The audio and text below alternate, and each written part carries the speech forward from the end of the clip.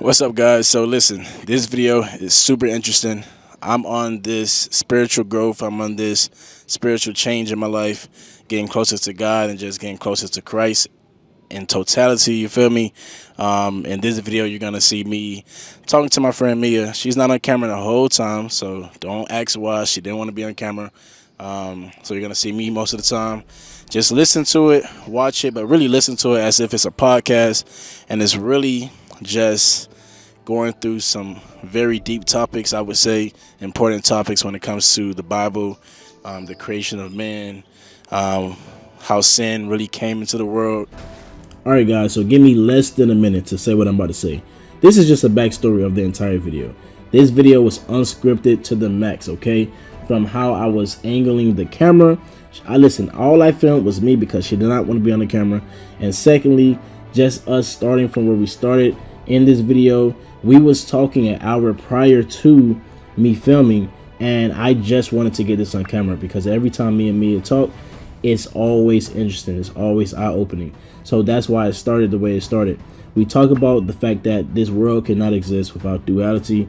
We talk about the fact that Eve had sex with Lucifer, which I did not know at the age of 25. I've never heard that before. We talk about the way and the reason sin is in this world.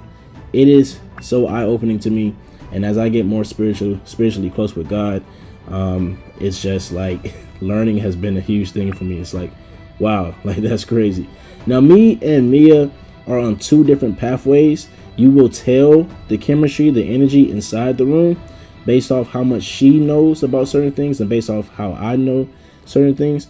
But at the end of the day, we're both learning, we're both gravitating towards the way of life, towards Christ, towards living as a whole. And I just hope you guys learn something from it and enjoy. I appreciate you guys. This is BU for Change, changing my life for the better, my faults, my wrongs, my wrongdoings, my issues, whatever it is, just trying to give awareness out there. But obviously I'm a, document my life and just my overall life, my personality and the things I do, things like that. So just stay tuned, be tuned, and see you guys in the next clip. The human species only deem the negative things as bad, and they never give it the appreciation that it needs of what it taught us. And so when you start to think about it and you look at it like that, like the pain hurts, but it teaches us. Yeah. Same way as love. But sometimes people never want to give that respect to pain, to the negativity, to all of those different things. But in reality, it all just needs to be acknowledged and honored and appreciated. But sadness. That's why you think duality is a thing, and that's why it exists. And that's why it exists. And in your belief, you feel like that's part of the reason God would allow it to be in this world? Yes. Yes. Gotcha. So people look at it and be like, how could God let this happen? It was supposed to. There's a lesson in there.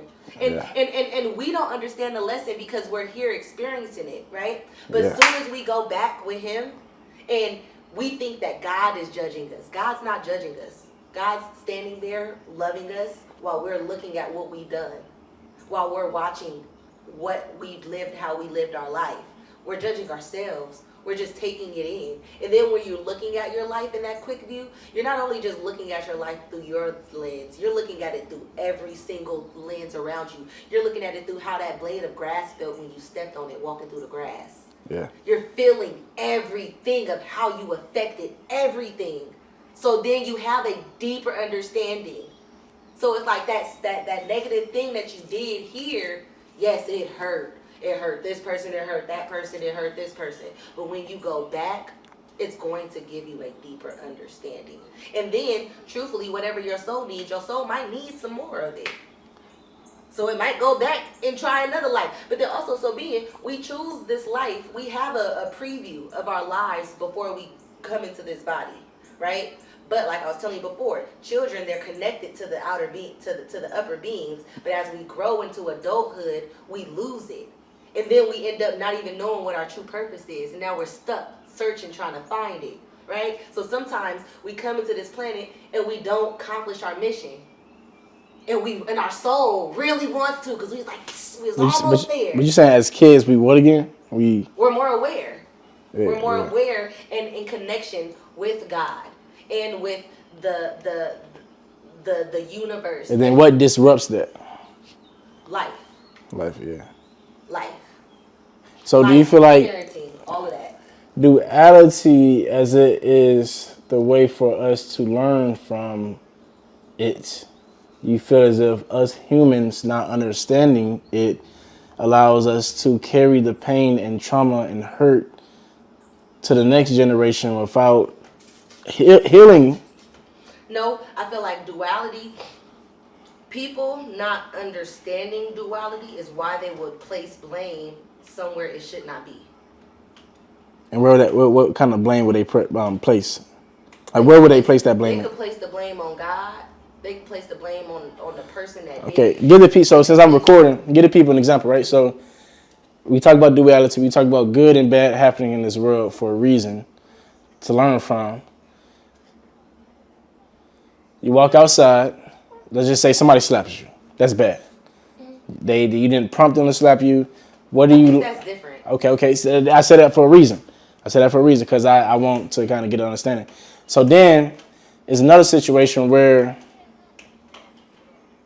you have somebody that killed, God forbid, your mother. How do you learn from that? Is that still different? Or give me an example when it comes to the bad. Okay, with the mother thing, the only thing that me understanding duality would do is give me a clearer understanding and not hold hate in my heart for that man that killed my mother. Do I think that is right that he killed my mother? Is it wrong? Am I hurt that he did it? Why did he do that? She was too soon. It's not her time. As what I would feel. Yes. But the duality and just me understanding that everything happens for a reason, whether good or bad. It happens for a reason. And although I did not like what he did, that was her time. Whether I thought it was or whether I thought it wasn't. Yeah. God knew that was her time. Yeah. That was her experience this lifetime. And then also because I don't fear death, I know I'm going to see her again.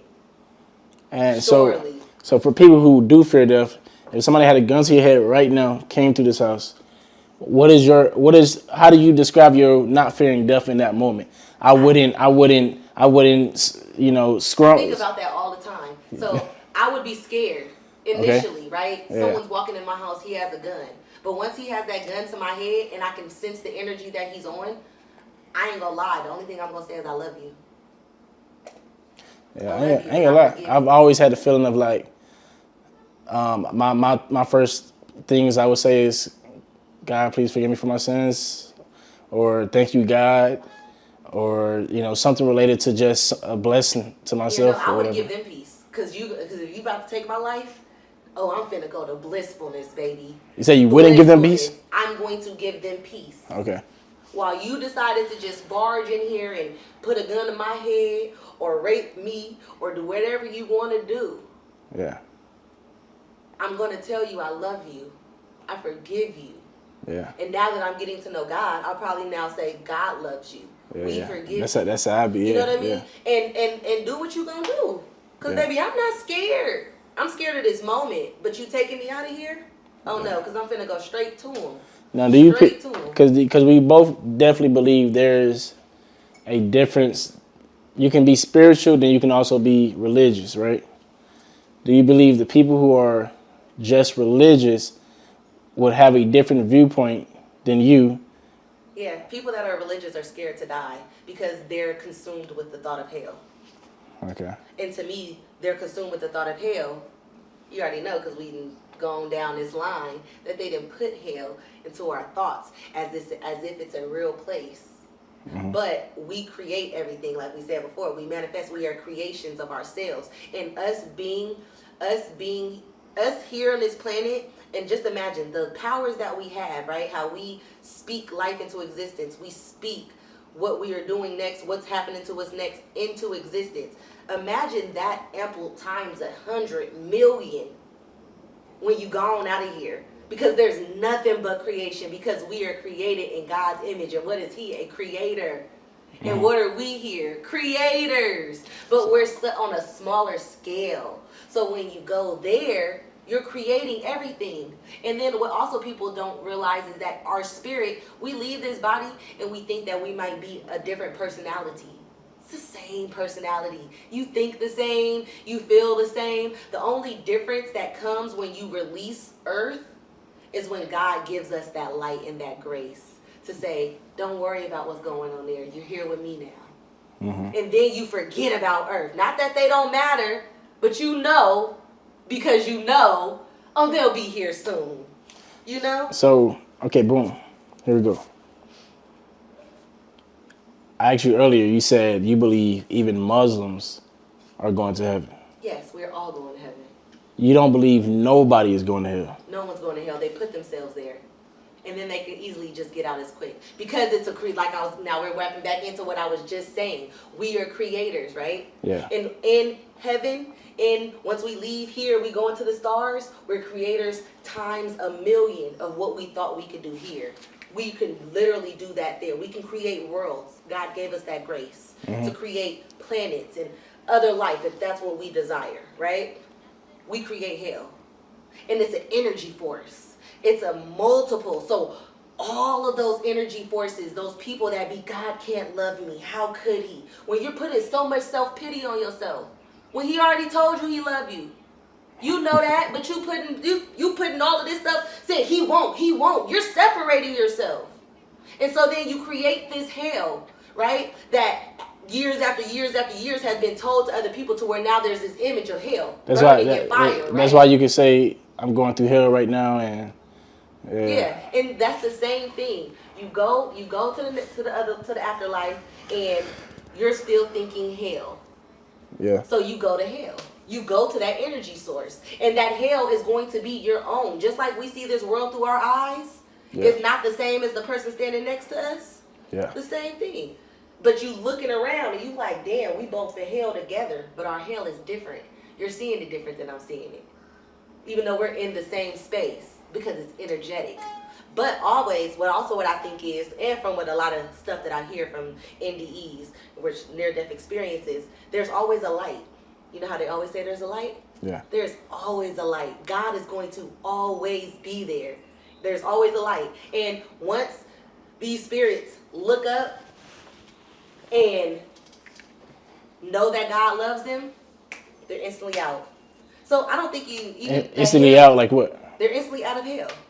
Like in life's form, right? No, in heaven. In heaven. In heaven's form. In the universe form. In the stars, let's say. When we die and our spirit goes up there, you have two choices. You have a few choices. You can linger here in earth. You can go up there and you could just look around and learn and research and just bounce between whatever you want to bounce between. Or you can sit and be with God or you can sit and be with God and be a creator and be happy and go home with him. Or you can think about hell and you can go to hell. But to me, hell is an energy source. It's like a door.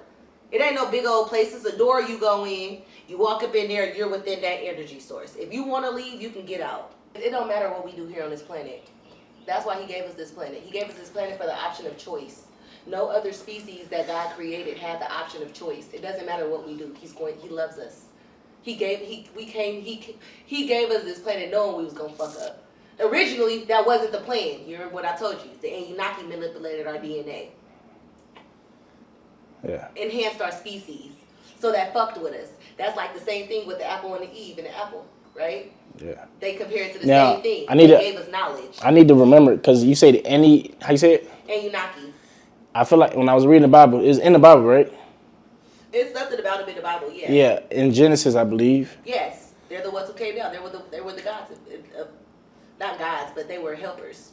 And I feel like they were like, I think the Bible described them as like beasts, if I'm not mistaken. Like they weren't really humans, if I'm not mistaken. No, there were other species. Yeah. That came to Earth, and they came to Earth, like I told you, to mine gold because they destroyed their atmosphere. And then they found a planet that had gold on it. So they came here. They brought their enslaved people to work for us, to work for them. And after thousands of years, those people did not want to be enslaved anymore. So they rebelled against the Anunnaki. They went knocking at their door and was finna fight. And so they said, hold on. I don't want you to fight against us. We're going to come up with something else. So they started to manipulate and make these different beings, right? But all of the beings were stupid. They couldn't produce. They couldn't birth children and stuff. So what they did was they seen, oh, there's a people of this land, right? Darker people, original people of this land. And so they took them people, they still was trying to manipulate them, wasn't doing anything. So then they said, let's try to have one of our women carry the child like we do, right? So they, mind you, these are ancient species. They are wide in technology. This is where what's the thing under the water that they be talking about? You know, talk about the ancient city of the lights that they say, and that there was a crystal city. They said this in the documentary. It's well known. Crystal City, ancient Crystal City. Ancient Crystal City. It's a you know it when I say it. Ancient Crystal City.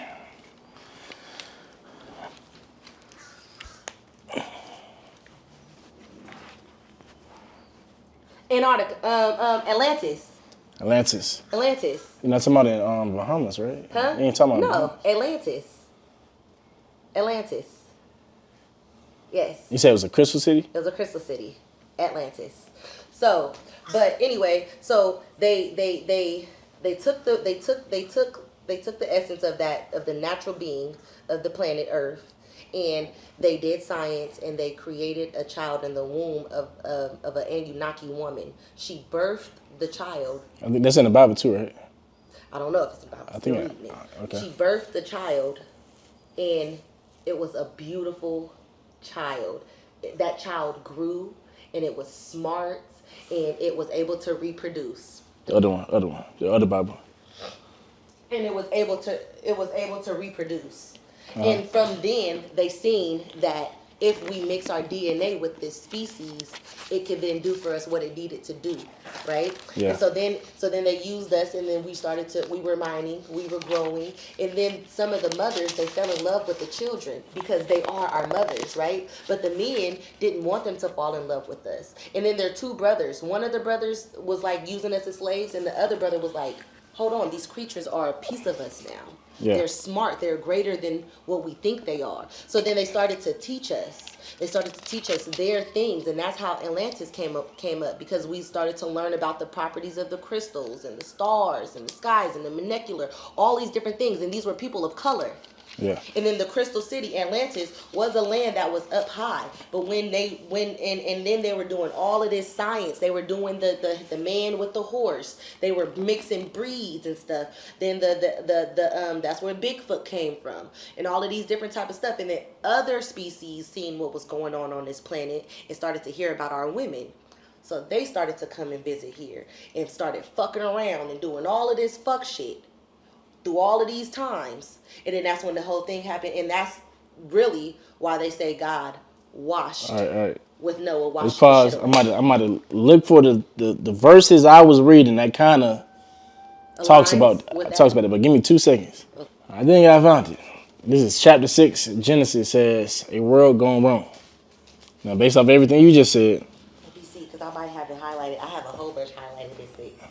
In 6, yeah. See? Because I was like, Because you're saying to me, which I've never knew, that men were basically like there was a species like men were connected to horses and stuff like that, and beasts, like the beasts that's in your head right now are like what we would look at TV as like not real. Yes. And that was really real on Earth. Yes. Okay, let's read right here. It says the world going wrong, and it came to pass, which meant which verse? Chapter 6, first verse. Okay. And it came to pass, which men began to multiply on the face of the earth, and daughters were born unto them, that the sons of God saw the daughters of men, yes, that they were fair, yes, and they took them wives, yes, of all which they chose. Yes. And the Lord said, my spirit shall not always strive with man, for that he also is flesh, yet his days shall be 120 years. Yes. It's so and then, it's like, hold on. There were giants in the earth in those days, and also after that, when the sons of God came in unto the daughters of men, and they bare children to them. You just said it, right? Yes. The same became mighty men, which were of old men of renown. Yes. Renown. And God saw the wickedness of man was great in the earth, and that every imagination of the thoughts of his heart was only evil continually. Yes. So let me try. So what that mean? And then Jehovah regretted that he had made men on earth, and his heart was Where saddened. you reading it? So this Bible, I don't know, it's a little different, even the word. So like when I read 6, it says, now when men started to grow in numbers on the surface of the ground, and daughters were born to them, the sons of the true God began to notice that the daughters of men were beautiful. So they began taking as wives all whom they chose. Then Jehovah said, my spirit will not tolerate man indefinitely, because he is only flesh. Accordingly, his days will amount to 120 years. Right? What is that symbolism with the 120 years come from? I think that he was saying they only got 120 more years to play around, or I'm trying to get this shit together. Right? And then the Nephilim. No, I think when I was listening to Pastor Philip, I think he was talking about I think he brought up this verse and he said, we won't live past that. Because back in the day. Possibly, yes, because we lived Great. way longer. Other species lived longer. We lived And way nowadays, longer. which verse was that? Let me read that again. Which verse is that? That's Oh, I see it. And the Lord said, my spirit shall not always strive with man, for that he also is flesh. Yes. Yet his days shall be 100. Wow, that is 120 crazy. years. But you also got to remember that's he's saying he's not fucking with us no more, because we are no longer what he created us as, because they manipulated us. He's not messing with man no more, because we are straight flesh. We adapted faster than we should have, because if we were on the same track that we would have been, we wouldn't have been flesh, because we would have been adapting and growing like the rest of the species. And that's all started from Adam and Eve. All started since before that. Adam and Eve, to me, what my understanding is, when the Anunnaki came and created us and gave us knowledge. Because realistically, the apple was the tree of knowledge, right? And that's knowledge that was forbidden to us because we were not ready to receive. We were going to receive the knowledge. God was going to give us that knowledge. We just weren't ready yet. We did not understand what that knowledge was. And that's why we turned to flesh. Because if we understood, we would understood all things are the being. Like he said in Hidden Colors, the Asian culture and belief system is the closest to the spirituality of Africans, because they understood that all things are a piece of God. All things. The tree, the bug, they respected all same as them. And who respected them again? Who respected them again? The trees and everything? We are. Us as people. God created us all. When he created this planet, he created them for us, so we must respect them. But when we are in the flesh, we don't understand how to respect the things around us, because we're flesh-like. So then on 4, when it says the Nephilim were on the earth in those days and afterward, during that time the sons of the true God continued to have relationships with daughters of men, and those bore sons to them. They were the mighty ones of the old times, the men of fame. So all of them stories we hear about Hercules and all of them, it got to be real, right? Yeah. All right. And then 5, it's so crazy because look, I have this right here as to why. I said why. Why what? I just didn't understand why he wiped us out. Okay. Right? Okay. But that's because I'm just reading. But once I started to put together my spirituality with this, I understood why. And this is what he said. Consequently, Jehovah saw that men's wickedness was great on the earth, and that every inclination of the thoughts of his heart was only bad all the time. Jehovah regretted that he had made men on earth, and that his heart was saddened. So Jehovah said, I am going to wipe men whom I have created off the surface of the ground, man together with domestic animals, creeping animals, and flying creatures of the heavens. These were all different type of animals and creatures, like he said, because the humankind by that point were doing all these weird sciences and creating these weird things, and these species of God were coming down and having children with our women. And creatures of the heavens, for I regret that I have made them. He was saddened that he made these other things that came down and fucked up his creation. You know what's crazy? Side note, I don't care what nobody say. If God himself can regret things, well, how you can tell me you don't regret nothing in your life? Because you regret stuff, right? Yeah. Come on, bro. Yeah. People like, I don't regret nothing. Man, get out of here, bro. God himself regret us. Oh, shit. I just farted. You gonna have to But Noah found favor in the eyes of Jehovah. This is the history of Noah. Noah was a religious man. He proved himself faultless amongst the contemporaries. Noah walked with the true God. So Noah was one of the human beings that was not corrupted by what was going on around him. And why is He that? understood God. Okay. Because What?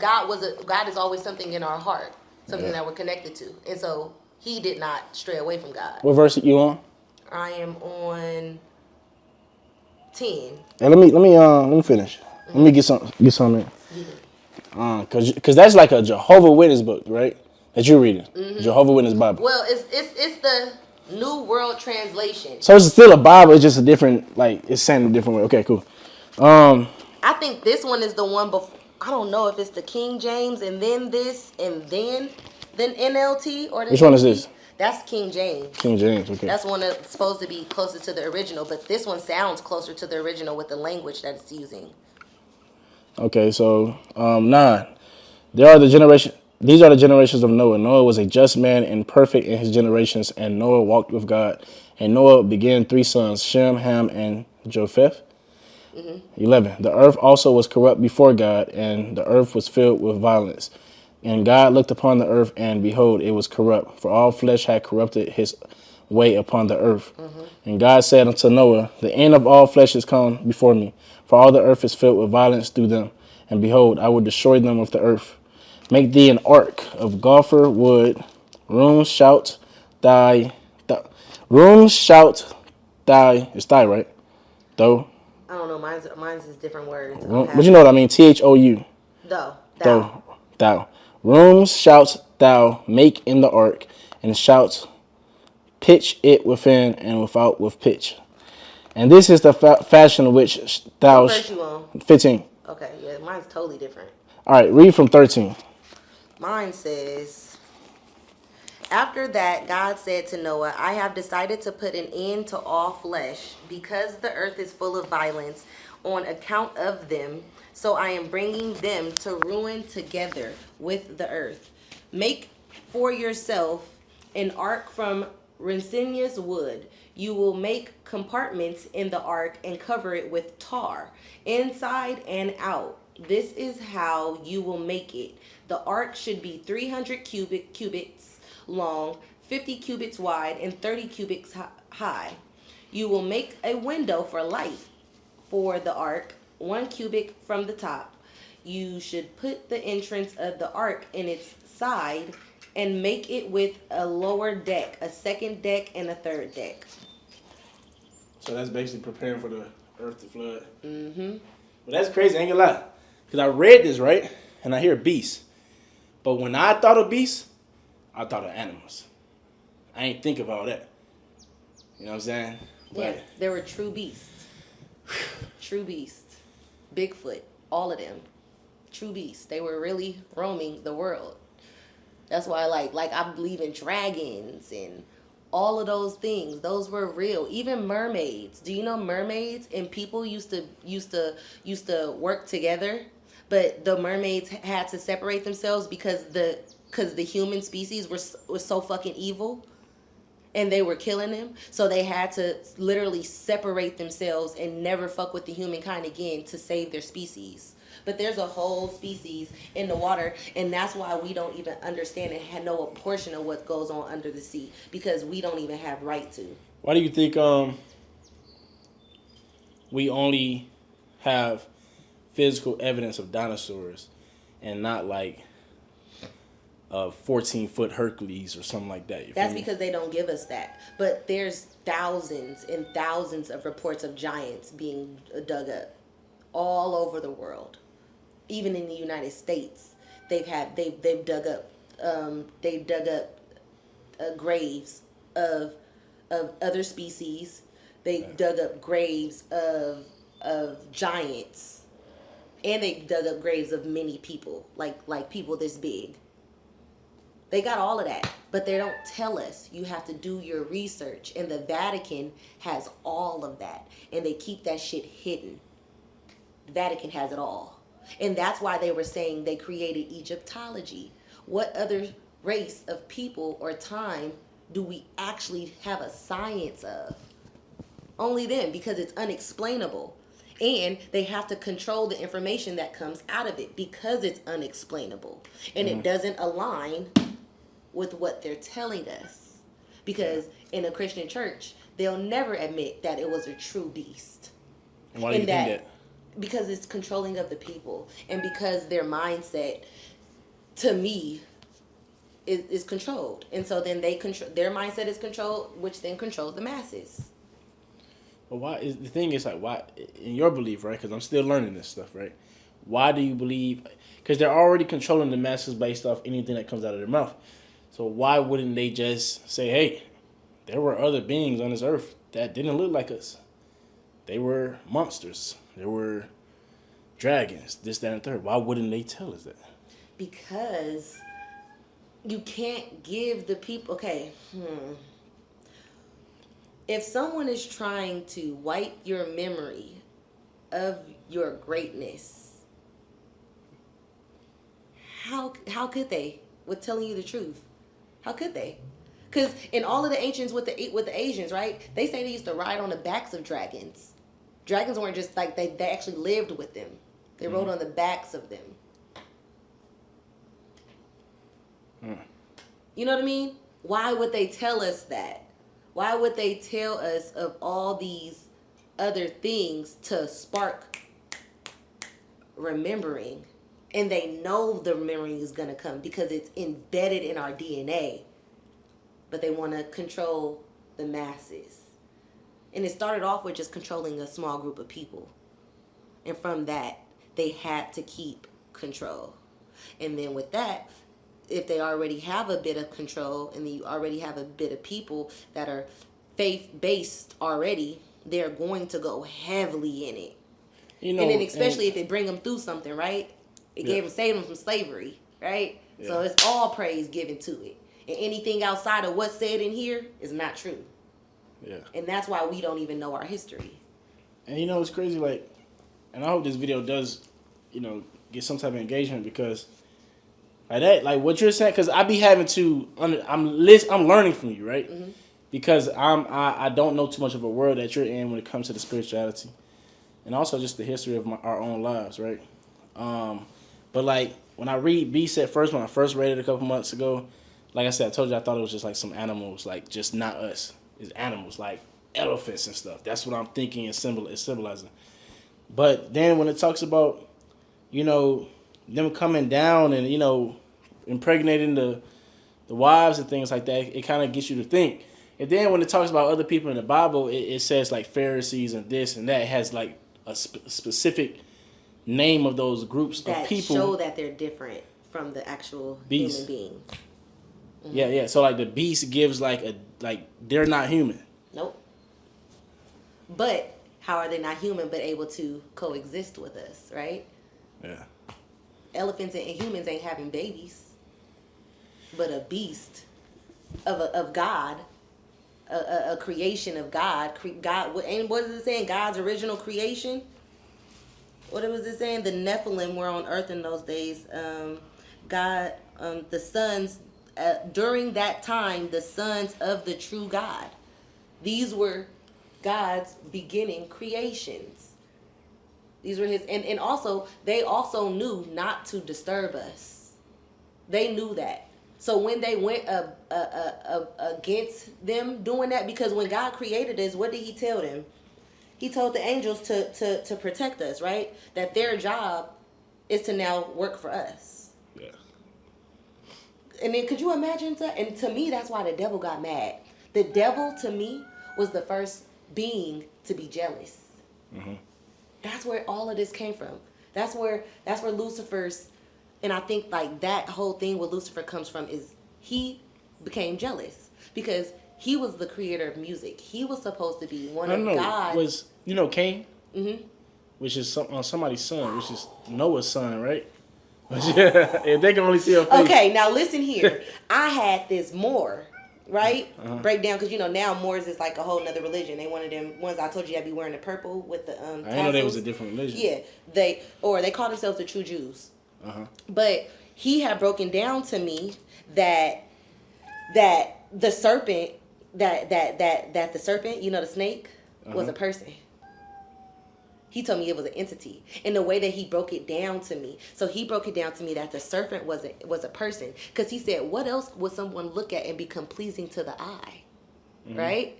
Mary seen another man, or started to look at Lucifer as pleasing to the eye. And then then he told me that we're looking at it as the apple, but it's really sex.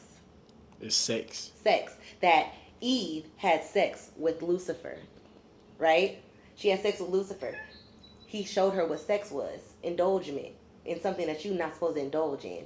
She then turned around and went to Adam, had sex with Adam.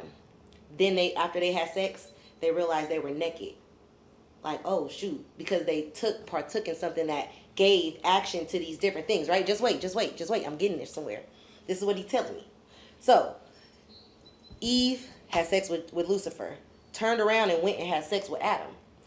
Adam, then they realized they naked. Now they feel shameful. Oh my God, we did something we wasn't supposed to do. You know what I mean? Who taught us this? So then God comes and says, how you know you like, Adam, where you at? Now Adam, he don't want to show his face. He's embarrassed. He comes out, Jesus says, like, you know, he's like, I'm naked. Yeah, he's like, you know, how do you know that you're naked?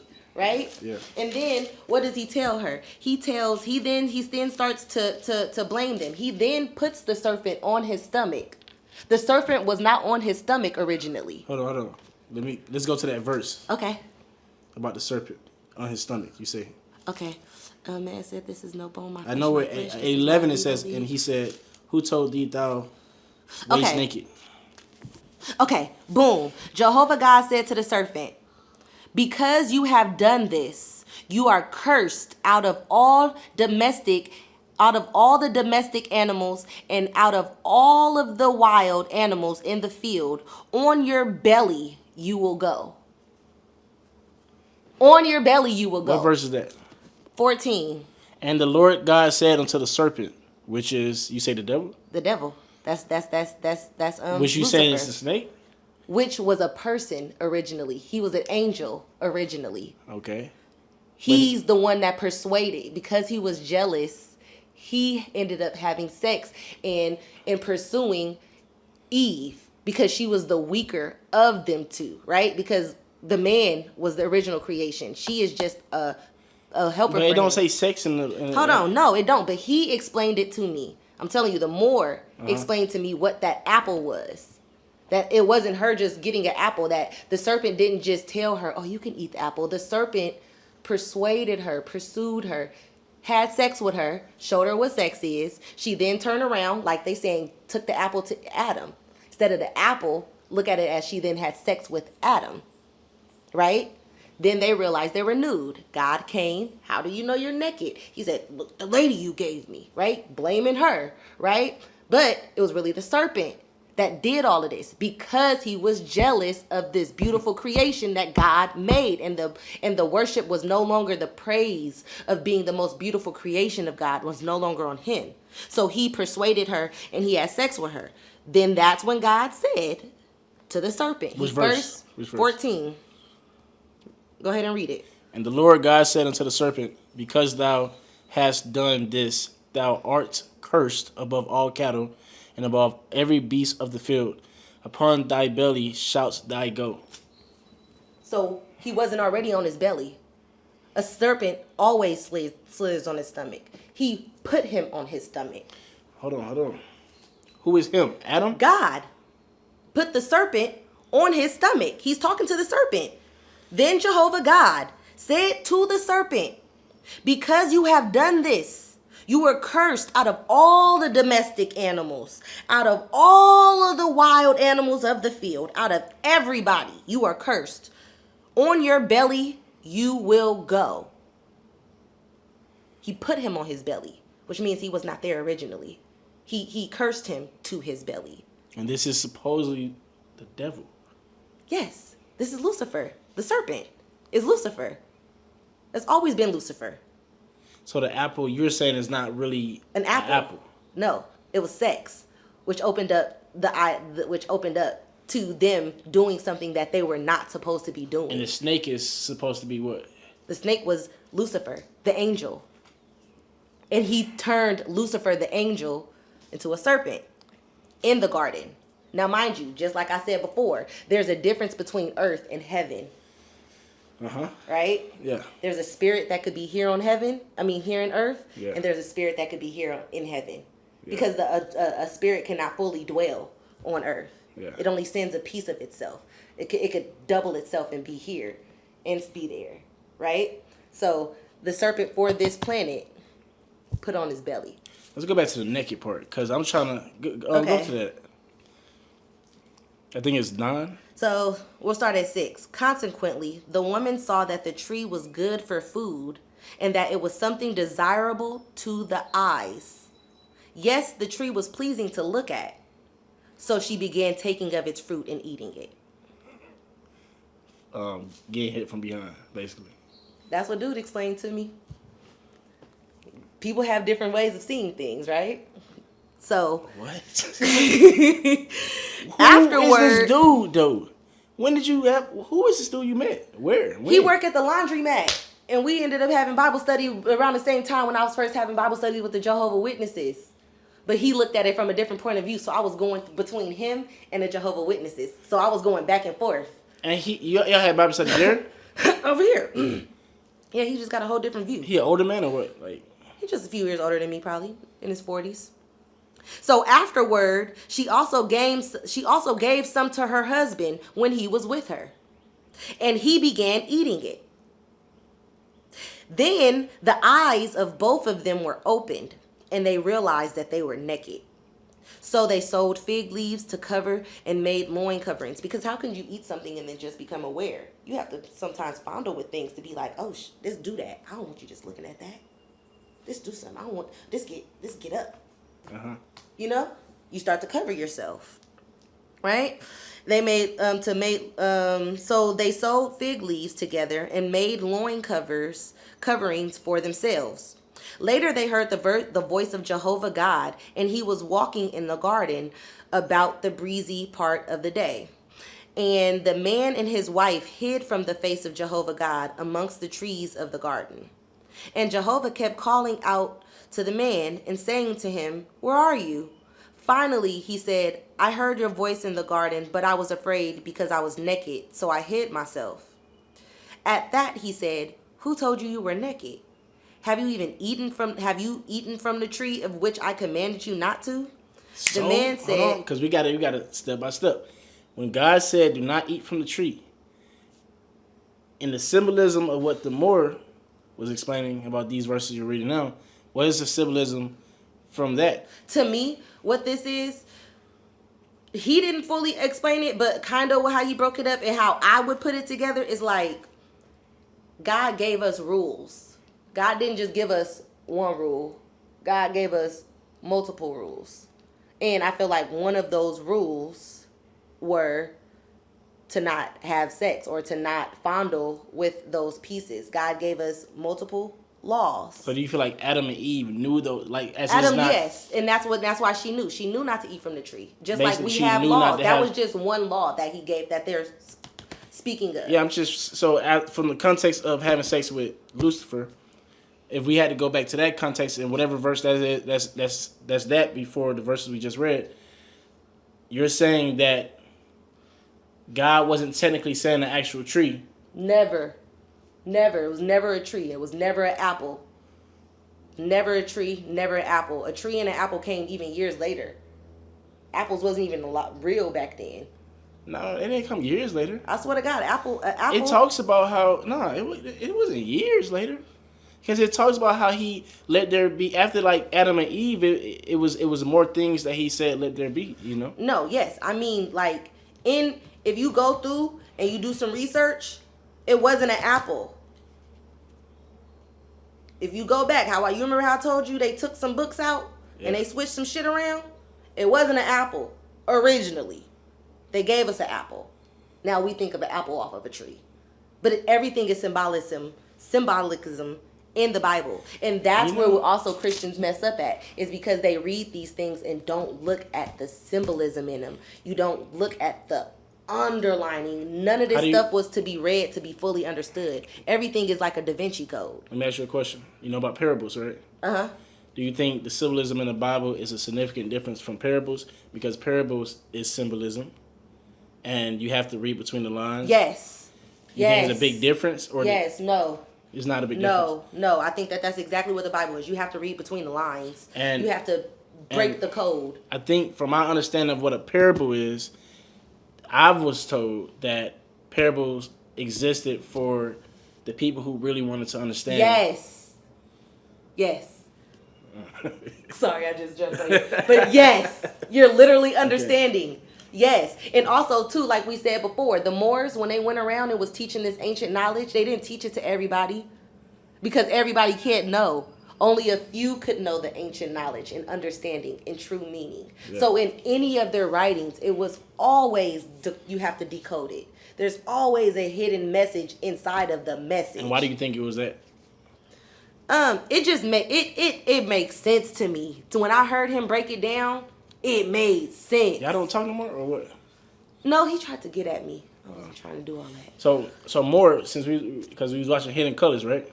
Boom, and then Moors at first, I mean, it's still the same thing, right? There was black people that had this knowledge that most people didn't have, and they traveled to communicate this. Yes. And that's all a Moor was. Was a black man with knowledge. Okay, and then you just said there was a Moor at the laundromat, and they kind of turned it into a religion. Yeah, now it's a religion. Now they consider it's a small bracket that broke off that consider themselves Moors, that consider themselves as like they see themselves as the real people of God. Like they understand that black people are the origin of God and that the Bible has been manipulated. So they look at it in a different way. They break it down through code because it's code. So like with Apple, he gave Adam and Eve laws.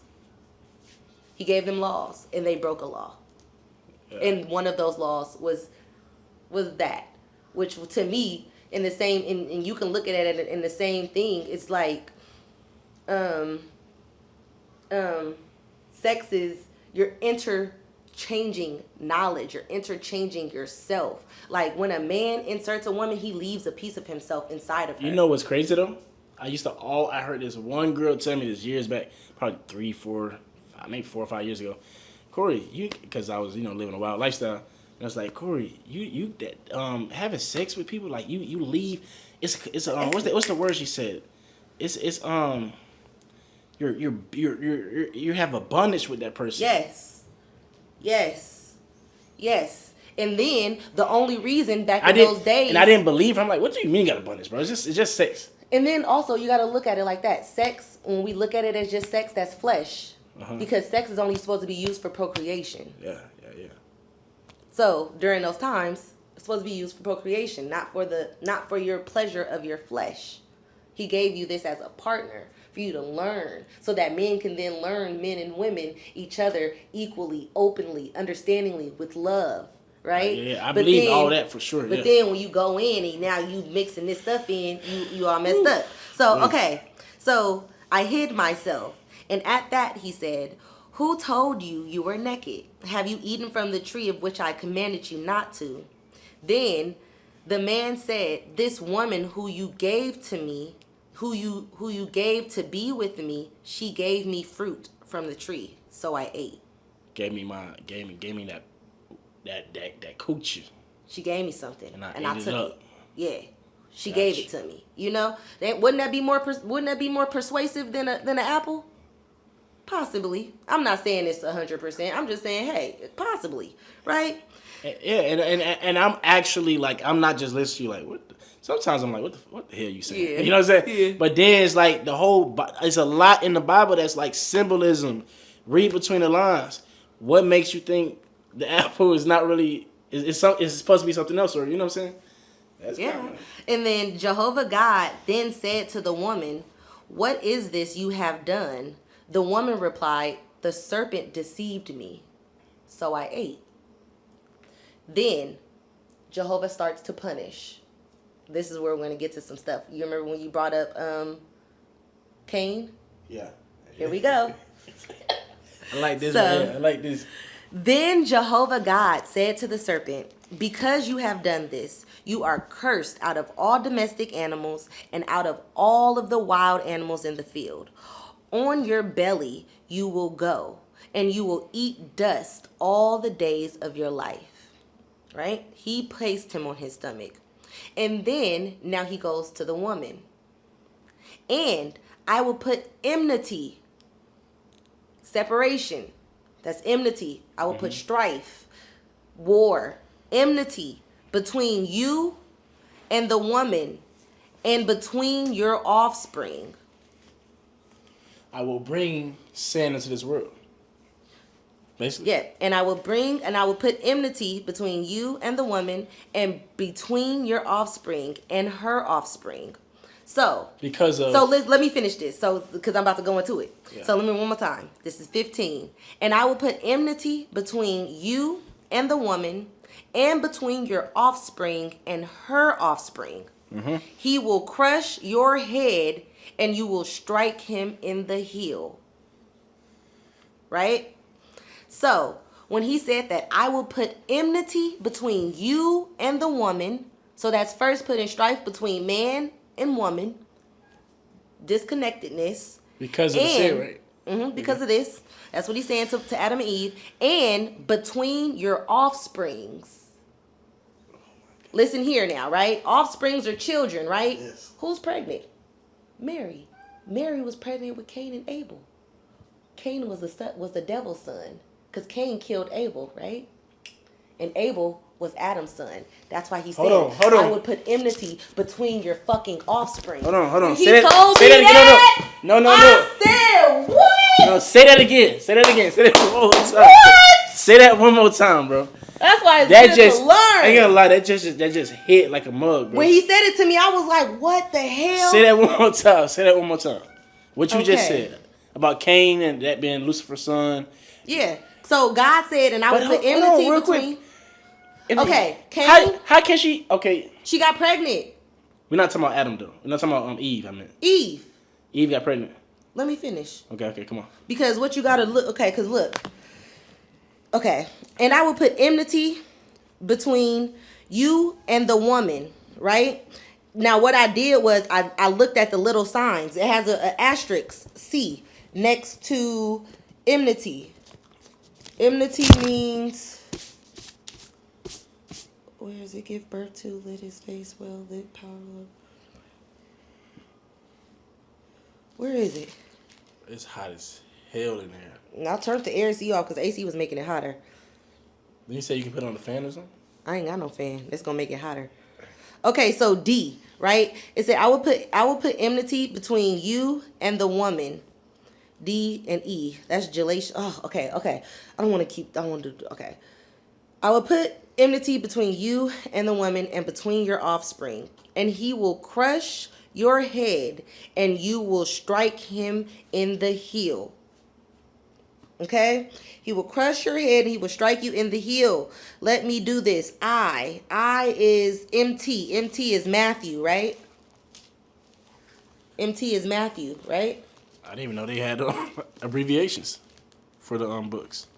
Yeah, I think MT is Matthew. Adam and Eve is... Because who was Cain and Abel parents? I don't know why I keep thinking Noah. No. Noah had the son Nail. He had 3 sons. Okay, Noah had 3 sons. And Adam, chapter 4, Genesis, Cain and Abel. And Adam knew Eve, his wife, and she conceived. Became pregnant.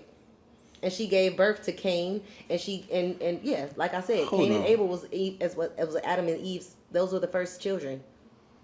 But let me go back to 16 on verse 3. So we're gonna get to it. Okay. So the great woman. So to the woman he said, "I will greatly increase the pain of your pregnancy. In the pain you will give birth to children, and your longing will be for your husband, and he will dominate you." Boom, right? A woman longs for a man. And the man dominates her. He does not see her as his equal any longer. They will all say that a man is not equal to a woman. But probably if we would have did things right, we possibly could have been equal or appreciated or So seen in the Bible in a it better light. says we're not equal to women. He separated us. Yeah, and the man will now dominate you. Oh. And I can do anything. I can do anything a man can do. What you talking about? No, you can't. No, you can't. Right. And to Adam, he said, because you listened to your wife's voice and ate from the tree concerning which I gave you this command, you must not eat from it. Cursed is the ground on your account. In pain, you will eat its produce all the days of your life. Basically saying you will never feel fulfilled. From who? Like who? That's how to me what I perceive. Who won't be fulfilled? Man. So no matter how much you eat, you will not be full. Hold on, what chapter and verse you on? 17. Chapter 3. Hold on, let me see what this, because I know you're reading a different version. And what you just read was what? Chapter verse what? 17. And unto Adam he said, because thou hast hearkened unto the voice of thy wife. What he's saying there? Because this is a different Because verse. you have listened. Okay. And hast eaten of the tree, which is disobeyed, sin, of which I commanded thee, saying, thou shalt not eat of it. Cursed is the ground for thy sake. Yep. In sorrow shall thou eat of it all the days of thy life. Yep. Read your version, cause Okay. And to Adam he said, because you listened to your wife's voice and ate from the tree concerning which I gave you this command, you must not eat from it. Cursed is the ground on your account. In pain you will eat its produce all the days of your life. Mm-hmm. To me, that sounds like you just will never be fulfilled. In pain you will eat. You're never fulfilled. It will grow thorns and thistle for you, and you must eat the vegetation of the fields. In the sweat of your face you will eat bread until you return to the ground, for out of it you were taken, for dust you are, and dust you will return. So basically telling them, now you will die. You will eat this food that I gave you. The ground is cursed. You will never be fulfilled, and you will die. So in modern day terms, is that saying no matter what does that saying in modern day? To me, that's like the cursing that he did on us, of how sometimes we never feel fulfilled. We're always searching for more. And that's because of what from this? That's because of the action that Adam and Eve took. Okay. And then also, for this is going off topic, but for the dust you are and the dust you will return. When I talk to the Jehovah's Witnesses, when I ask them about life after death, they refer back to this verse and say that there is no afterlife, that when you die, there's nothing. Because like God said to Adam, from the ground you came, from the ground you would go, back to nothing. So they believe in no afterlife. Oh my The Jehovah's Witnesses, because of that verse. Okay. After this, Adam named his wife Eve. She didn't have no name in the beginning. As you can remember, when he said to God, who told you this? He said, the woman you gave me. She didn't have no name. He didn't call her Eve. But after all of that, and God said all of that, what did he do? Adam then took dominance over Eve and gave her a name. And I'm bringing this together too. After this, Adam named his wife Eve because she was to become the mother of everyone living. She was to become the mother of everyone living. She was pregnant. Yeah. Right? Yeah. And Jehovah God made long garments from skins for Adam and for his wife, to clothe them. He said, fuck these leaves. I'm like, now you guys are like this, I'm going to give you clothes. He gave them silk clothing to garnish themselves. Jehovah God then said, here the man has become like one of us in knowing good and bad. Now in order that he may not put his hand out and take fruit also from the tree of life and eat and live forever. With that, Jehovah God expelled him from the Garden of Eden to cultivate the ground from which he had been taken. So he drove the man out. He posted at the east of the Garden of Eden the shrubs, I can't say that, and the flaming blade of a sword that was turning continuously, guarding the way to the tree of life. So he casted them out, and he put protection for them to not even be able to go back in. Go back in where? To the The tree? to the garden. He casted them what verse out. you on? I'm on 24 now, and I'm going into verse 4. Okay. So verse 4. Now Adam had sexual relationships with his wife Now Adam had sexual relations with his wife Eve, and she became pregnant. When she gave birth to Cain, she said, I have produced a male child with the help of Jehovah. Tell me when you're on chapter 4. I'm on chapter 4 right now. Okay, verse 1? Mm-hmm. Okay. Verse 2. Later, she again gave birth to his brother Abel. Abel became a shepherd of the flock, and Cain became a cultivator of the ground. Hold on. So you thinking Eve already having sex with Lucifer was already pregnant to then deliver Cain? And then Cain is the devil's child, and Abel is Adam's. Let me that's finish. Where the do what? How you say it?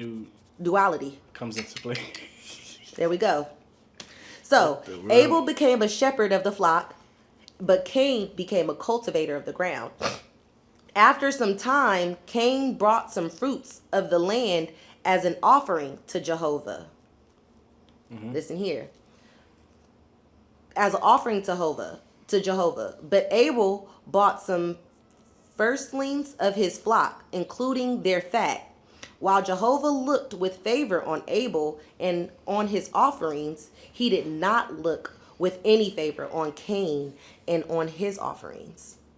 So, right there, I had highlighted that because I said, damn, Cain brought him fruit from the land that he cultivated the land. He brought him some fruit, mm-hmm. and he didn't want it. But Abel brought him some of his baby flock and some fat, and he loved it. Mm-hmm. So I was in my head like, damn, why is God being so mean to Cain? Mm-hmm. Why? He did not look with any favor on Cain and on his offerings. So Cain grew hot with anger and was dejected. He became upset, like, why he don't want me? Why he don't love me? Mm-hmm. Then Jehovah said to Cain, why are you so angry and dejected? If you... 1 second. Because I know you read, I've never heard of this version. It's called what? New World... What? Translation. Okay, what verse you on? 6. Okay, I want to kind of... something though. Huh? Where the peak with that? Right here. This is the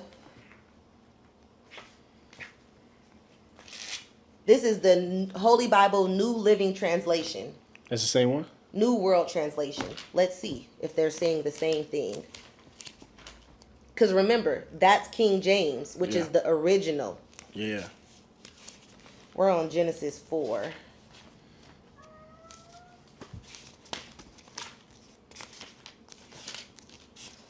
Okay, so we said Genesis 4.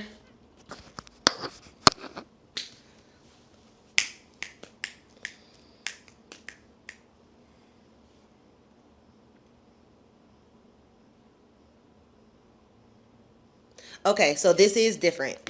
See if this says what you say. No, it's different. It's different?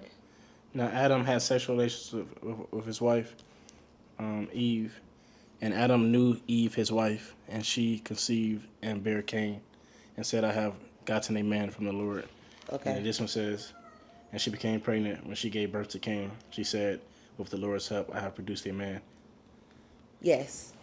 This one is closer to the New World Translation because it says, now Adam had sexual relationships with his wife and she became pregnant. She gave birth to Cain. But why would they kind of put... I'm trying to hear the relationships with Lucifer because you would think They won't bring up Lucifer no more with this. It just brings up that she has twins. Okay. Because Cain and Abel are the same age. Okay, let's go. Okay. So, then Jehovah said to Cain, "Why are you so angry and dejected? If you turn to doing good, will you not be restored in favor? But if you do not turn to doing good, sin is crouching at the door, and its craving is to dominate you. But will you get the mastery over it?"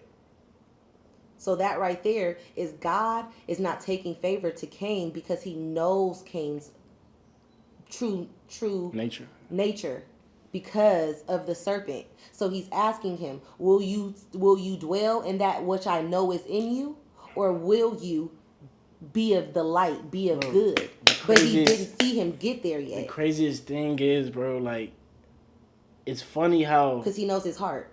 It's funny how, like, all this is, like, making sense, but in a weird way, because why haven't I got this same, like, I feel like, I can't say, like, it's truly but what I'm interpreting, but it feels like a complete understanding. Yeah.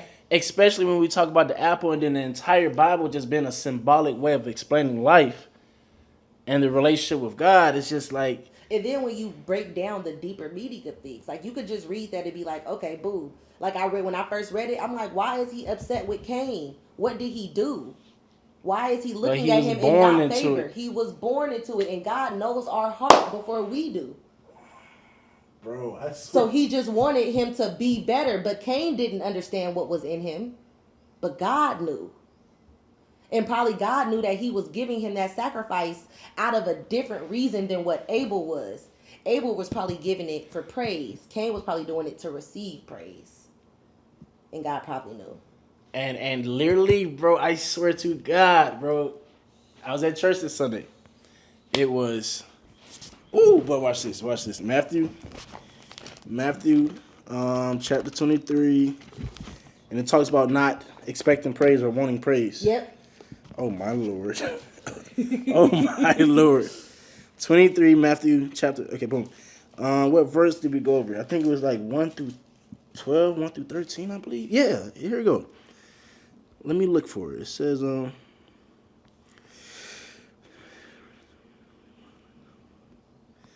me see, not moving to.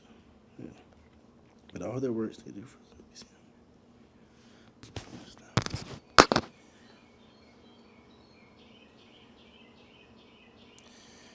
It's kind of like, so when the pastor was explaining, it made perfect sense. But let me go over, I guess, 8. Okay. But be not ye called rabbi, for one is your master, even Christ, and all ye are brothers. It says BRETHREN. Brethren. Okay, brother. And call no man your father upon the earth, for one is your Father which is in heaven. Neither be ye called masters, for one is your master, even Christ. But he that is greatest among you shall be your servant. And whoever shall exalt himself shall be abased, and he that shall humble himself shall be exalted. I don't know if I got to read verses up, but it was basically explaining to not seek praise. The only thing you should praise and glorify is God himself. And that is so crazy, bro. Crazy.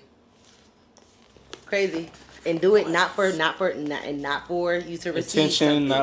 Not to receive something back. That, like they say at church, right? They say you give money to not receive something back, right?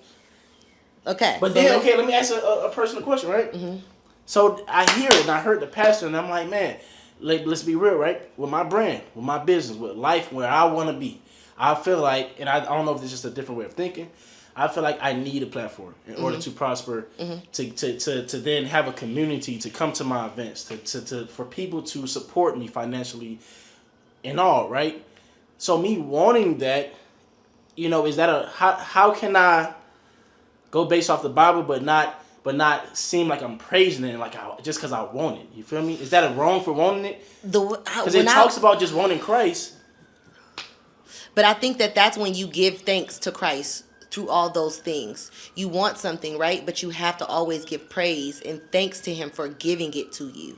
So don't don't then worship yourself and give yourself praise for where you've gotten yourself. Give him That's praise what I'm thinking. That's for what I'm how thinking. far That's you've what I'm gotten. thinking. Okay, yeah. And then also you have to think of our times. You using social media or marketing, that's the only way that you can get the followers. Exactly. Back in the days, like the Jehovah Witnesses, they go church door to door. Yeah. You can't go door to door with what you have. So you have to give it to the people. Okay, but if you give it to the people with God in mind, he will always bless you. Because I was being scared, like, hold on, what? Like, Yeah, am I he's not gonna bless supposed to you. want this? No, he wants it. He put it on your heart.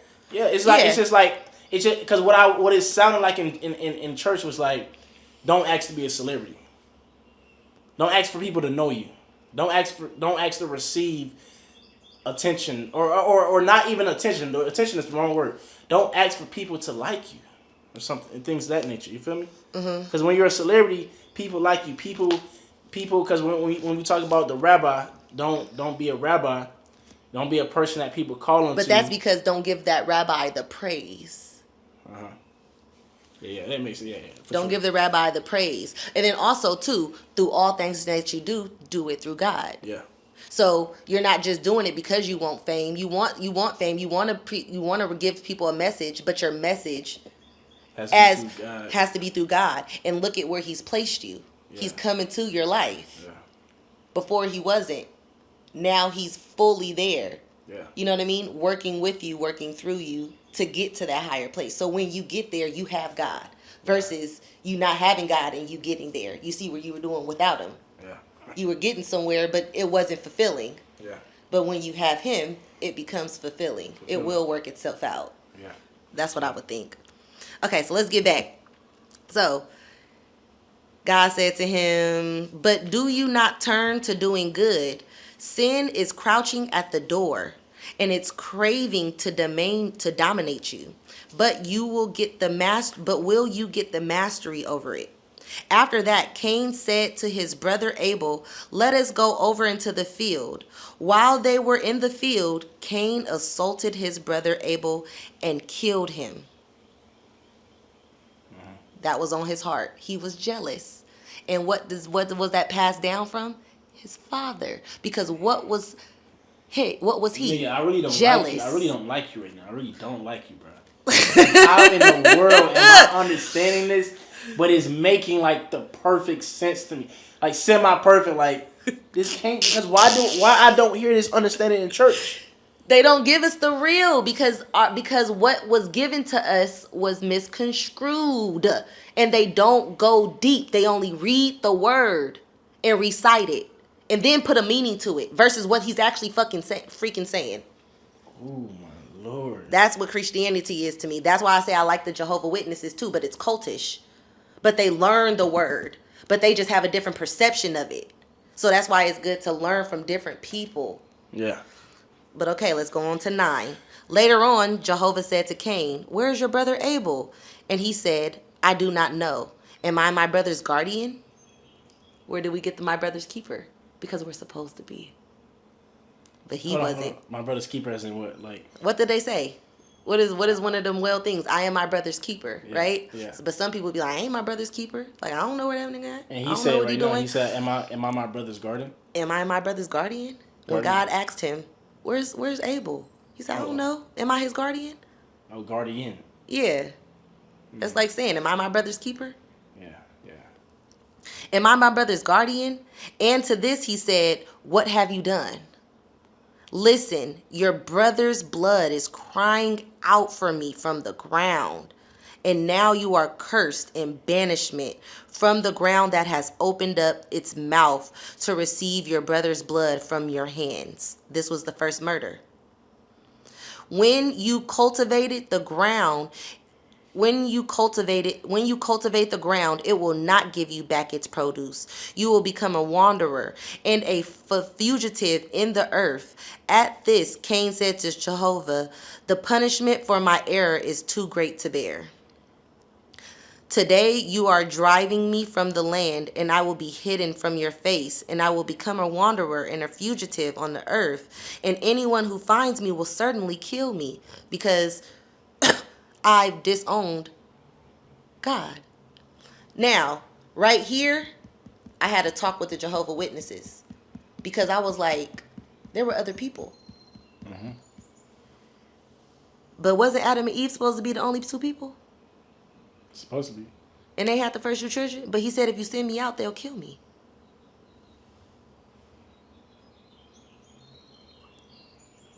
Who are they?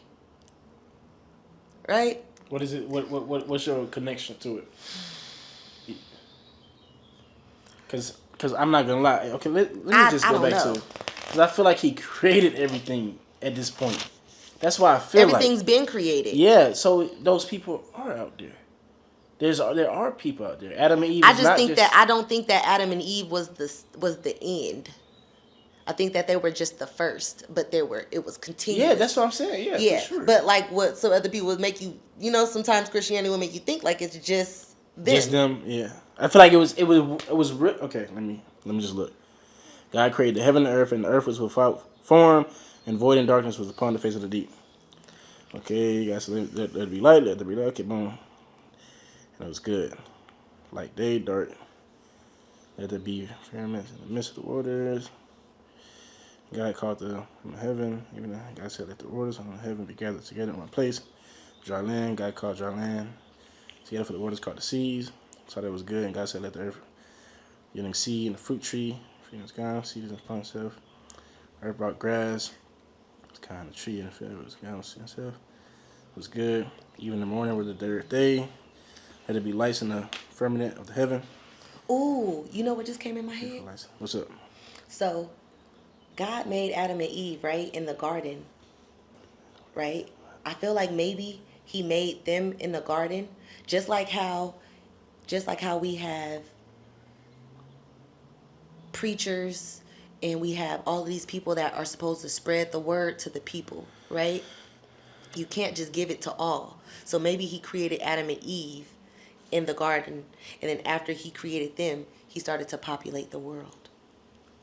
He started to populate Africa, create more and more, but he only left Adam and Eve special, the first, in the garden. And then when they got cast out the garden, he put them with everything else. Is it rain? Yeah. Okay. So he said, I will become a wanderer and a fugitive on the earth, and anyone who finds me will certainly kill me. So Jehovah said to him, for that reason, anyone who kills Cain will suffer vengeance 7 times. That's because he wanted him to feel his punishment. God. Yeah. He gave him protection because he wanted him to feel it.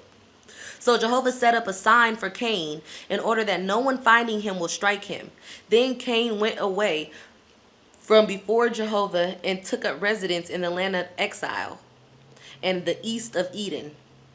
Afterward, Cain had sexual relationships with his wife, and she became pregnant and gave birth to Enoch. Then he engaged in building a city and named the city after his son Enoch. Later, Irad was born to Enoch, and Irad became the father of Mahusal, and Mahusal became the father of Mashtasal, and Mashtasal became the father of Lamech. And then that's when they just go into the creation. And this is just, and then that's when I started to count. So I was like, all right, I feel like I got here. I said Adam, boom. Adam lived 930 years. 1, boom. 2. After that, Eshach, Seth. Adam lived that long. Seth lived 105. That's 2, 3. Enoch, 807 years. Like, I started counting all of them. Yeah.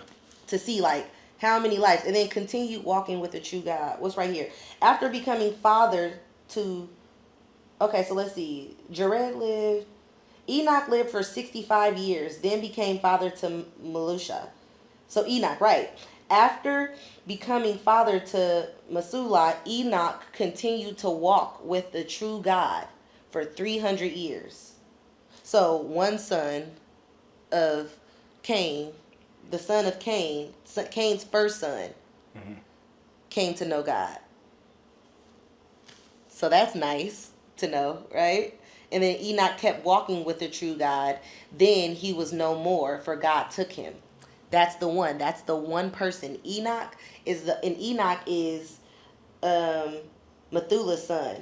Enoch continued to walk. Oh, so Methuselah was Enoch's son, and the son of Methuselah. So like the third born, 3rd generation is when they started to walk with God. And he walked with God so much. He is the only person in the Bible who God took. God didn't kill him. God brought him with him. And that's Enoch, right? Enoch. Okay. Real question. Right? Because this video definitely getting posted no later than tomorrow's. All right. What more you got to read to have a foundational understanding of what we're trying to get to? I feel like we're there, right? And we're just read just to get more context with the word. I think most of this conversation was first talking about duality. Duality. And why did we start talking about that? Was it from the documentary? What did it say in the documentary that started? Well, it started because I was talking about how history has been wiped out, and how black people of color, have ruled this planet for thousands of years, and we needed that duality to switch, and that's when the hand switched to the white man. Which gives us the duality of us understanding that we do not have ownership, or that we are, sometimes when without duality you become big-headed. You think that there's nothing other than what you produce. So sometimes you need that duality to show you, Which is that bad and good. Okay. and so that's, to me, is the switch of the hands, from it being black people ruling the world to now us not even understanding that history, and it being a white man's world. Okay. And then we slowly got into the sinful nature of humans, which is talking about the bad parts of the world. And then I brought up how the Anunnaki came and and destroyed the human beings, as to why we have sin, why we have all these different things. Yeah. Because our flesh was disturbed. And then duality went into all of that. And then the Anunnaki was there. And then Anunnaki brought it to the Bible. And then we brought in... And then I had brought up to you the thing about the apple. Okay, cool. All right, I'm going to wrap up this video. If you had to summarize everything in 60 seconds or less with the duality and the sinful nature in this world from reading Genesis specifically, what would you say? Just Ooh, that's 4 hard. or 5 sentences. Duality is needed in this world simply because of this, and if this doesn't work that way, da da da da da. Okay, I would say that God created us with a purpose, with a plan. That plan was disrupted. And with that plan being disrupted, we now experience duality because of the obstruction of the human race. And with that duality that we are now engaging in, we must come to an understanding that duality is needed. And that, to me, at the end of all things, in the true, to the end of all things, that God is in our heart. And no matter whether we sin or whether we're perfect, God is going to accept us no matter what. With the duality or not. Okay, and quick question, because that's how we didn't get into, us getting, and this is a conversation for a day, another conversation for a different day. We didn't talk about baptism, and we talked about repenting and things like that, but what I was about to get to. So we read the verse. I don't know. Tell me the exact verse if you know, about us coming as dust and then leaving as dust. Right? It's Genesis chapter 3, I think 9. Or is it 4:9? 3:9.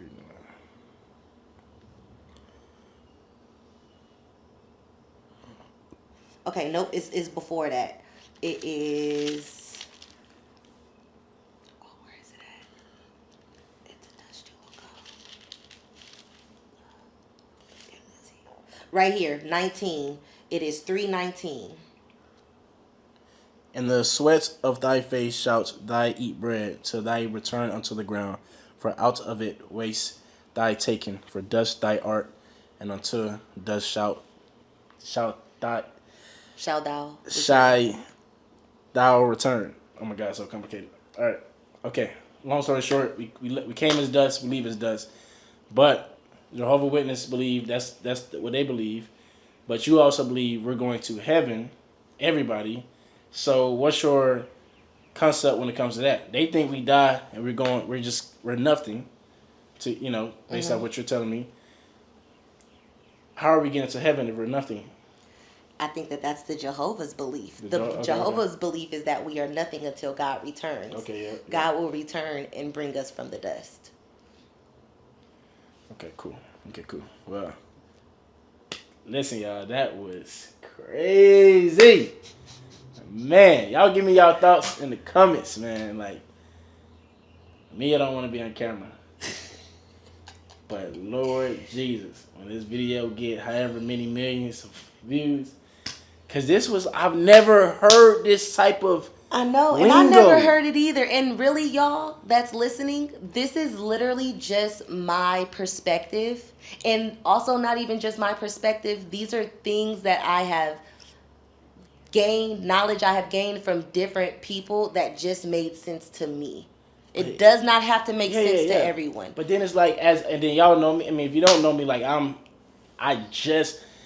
grew up in church, but I just like opened the Bible for the first time and actually intentionally read verses like 4 or 5 months ago. You know what I'm saying? So I'm gravitating to this spiritual journey, right? But it's like when she explains it, how she explains it, and then we talk about Cain, and we talk about how he was different from Abel, and we talk about Lucifer, and we talk about like the comparisons between both and how he was born into sin. Yeah. Because how could you explain him putting him on his stomach? What was he before? He had to be upright to be put on his stomach. So it's like sometimes, like we were saying, you have to look into things. You have to read between the lines. You have to imagine. You saying they had to be human form? It had to be human form. It had to be upright. It had to be upright to be put on its stomach. All right, y'all. This video is probably like an hour. I'm uploading every minute of this. Appreciate y'all. Be for change out. Yeah, love you. Let's do it.